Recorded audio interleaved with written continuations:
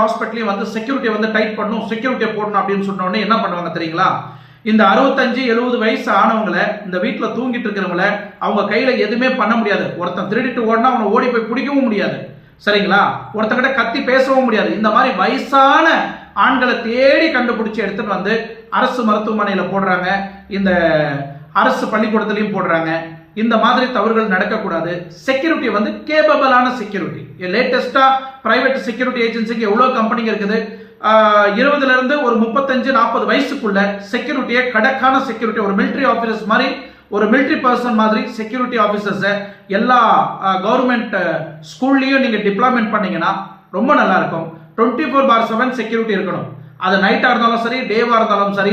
Security knowledge இல்லாம student யாரும் உள்ள போக கூடாது. செக்யூரிட்டி நாலேஜ் இல்லாம ஸ்டாஃப்ங்க யாரும் வெளியே உள்ள போயிட்டு இருக்க கூடாது. செக்யூரிட்டியோட பர்மிஷனோட தான் எல்லாமே நடக்கணும். செக்யூரிட்டியோட கண்காணிப்புல தான் இருக்கணும். செக்யூரிட்டிக்கு